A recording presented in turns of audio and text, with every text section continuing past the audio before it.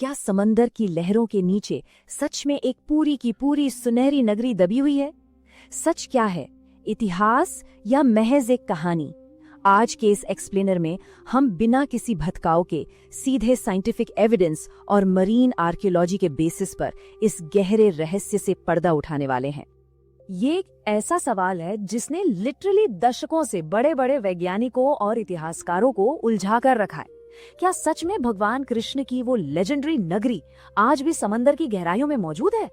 देखिए, एक तरफ है हमारी पौराणिक कथाओं में दर्ज वो भव्य सोने की नगरी, और दूसरी तरफ है मरीन आर्कियोलॉजी को समंदर के दलदल और मिट्टी में मिलने वाली ठोस सच्चाई। इन दोनों के बीच का जो कॉन्ट्रास्ट है ना, वो वाकई बेहद दिलचस्प है। अगर हम विष्णु पुराण और हरिवंश पुराण जैसे प्राचीन ग्रंथों की माने तो इस भव्य नगरी का निर्माण स्वयं विश्वकर्मा जी ने किया था। ऐसा बताया जाता है कि इसमें 9 लाख महल थे। जी हाँ, 9 लाख, जो सोने, चांदी और कीमती रत्नों से जड़े हुए थे। ग्रंथों के मुताबिक ये नगरी इतनी विशाल और समृद्ध थी कि इसके जहाज दुनिया के दूर दराज के कोनों तक व्यापार के लिए जाते थे।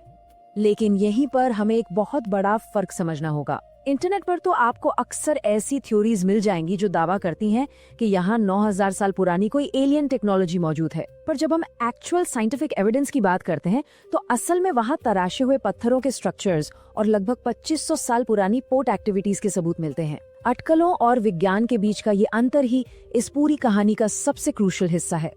तो आइए सबसे पहले बात करते हैं द अंडर वाटर डिस्कवरीज, यानी समंदर के नीचे वैज्ञानिकों को असल में मिला क्या है।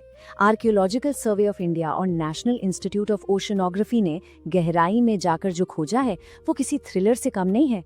इसे समझने के लिए गुजरात के तट की टोपोग्राफी को देखना बहुत जरूरी है। बेट द्वारका और आज की आधुनिक द्वारका के पास का ये समुद्री इलाका उस प्राचीन मिथक को सीधे हमारे मॉडर्न ज्योग्राफी से जोड़ देता है।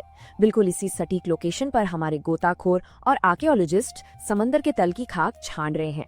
अब समुंदर में 6 से 40 मीटर की गहराई में जाकर रिसर्च करना कोई आसान काम तो है नहीं। मरीन आर्कियोलॉजिस्ट इसके लिए बेहद एडवांस्ड तकनीकों का इस्तेमाल करते हैं। पहले सोनार मैपिंग के जरिए समुद्र के फर्श का एक नक्शा तैयार किया जाता है। फिर वहाँ जो चीजें मिलती हैं उनकी उम्र जानने के लिए रेडियो कार्बन डेटिंग होती है, और आखिर में स्ट्रैटिग्राफिक एनालिसिस से जमीन की परतों की बारीकी से स्टडी की जाती है। और इस सख्त साइंटिफिक प्रोसेस का एक बहुत बड़ा नतीजा सामने आया। डॉक्टर SR राव की टीम को समुद्र के नीचे 120 से भी ज्यादा विशाल तिकोने आकार के पत्थर के एंकर मिले। आपको जानकर हैरानी होगी कि इनमें से एक एक एंकर का वजन 150 किलो तक है। ये एंकर्स बिल्कुल वैसे ही हैं जैसे प्राचीन समय में रेड सी और पर्शियन गल्फ में इस्तेमाल होते थे। ये इस बात का पक्का सबूत है कि ये जगह कोई छोटी मोटी बस्ती नहीं बल्कि एक बेहद busy Indo Arabian trade port थी। पानी के नीचे मिले इन स्ट्रक्चर्स का लेआउट भी बहुत कुछ बयान करता है। इसमें बाकायदा किले की दीवारें और जेटी स्टोन्स, यानी जहाजों को बांधने वाली जगहें साफ देखी जा सकती हैं।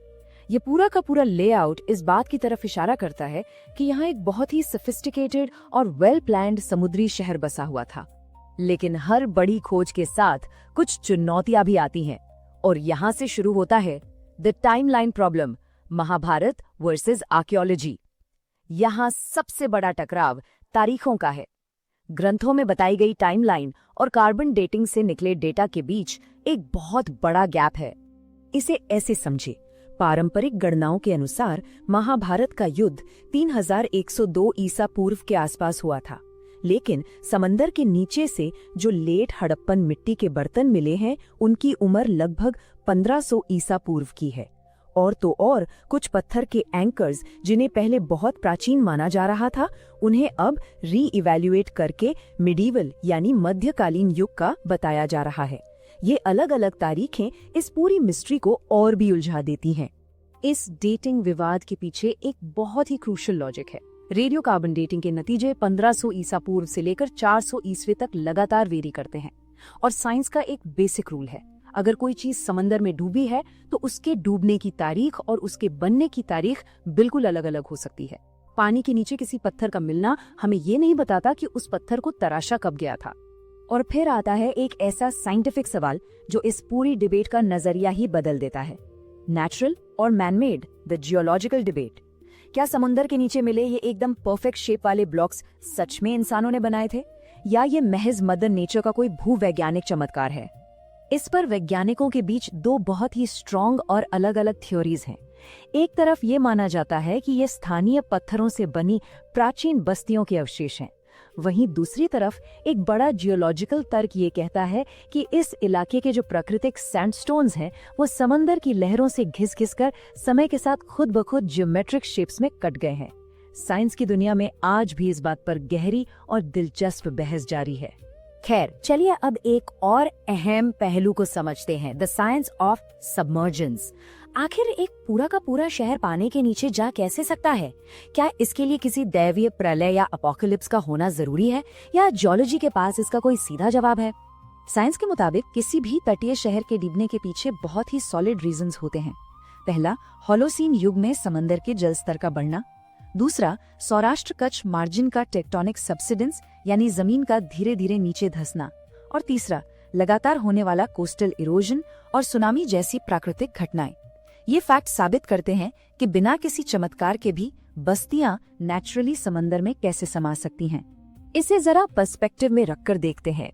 डेटा बताता है कि पिछले 3300 सालों में इस पर्टिकुलर इलाके में समंदर का जल स्तर 6 मीटर तक ऊपर नीचे हुआ है। सोचिए जरा, 6 मीटर! ये एक प्रमाणित वैज्ञानिक वास्तविकता है और ये बात एक तटीय शहर के धीरे धीरे डूबने की कहानी के साथ बिल्कुल परफेक्टली मैच करती है।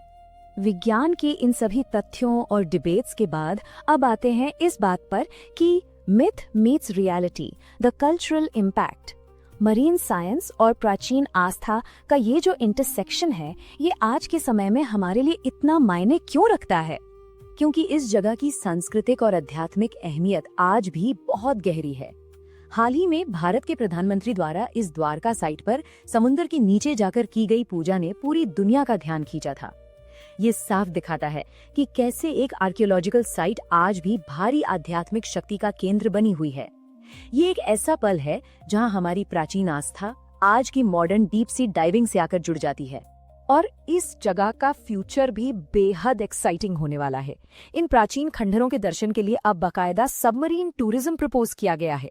इसका मतलब है कि आने वाले समय में लोग पनडुब्बियों के जरिए समंदर की गहराइयों में जाकर लिटरली अपने हेरिटेज और समुद्री इतिहास के बीच गोता लगा पाएंगे। तो आखिर में हम किस नतीजे पर पहुंचते हैं? क्या ये सच है, मिथक है, या एक अनसुलझी मिस्ट्री? देखिए, सोने की वो जादुई नगरी भले ही साइंस के लिए अभी तक एक मिथक हो, लेकिन समंदर के नीचे दबे एक विशाल और बेहद प्राचीन बंदरगाह की सच्चाई अपने आप में किसी रोमांच से कम नहीं है। ये एक ऐसी मिस्ट्री है जो हमें सोचने पर मजबूर करती है और भविष्य की आर्कियोलॉजिकल खोजों के लिए हमेशा एक उत्सुकता जगाती रहेगी। आज के इस एक्सप्लेनर में बस इतना ही।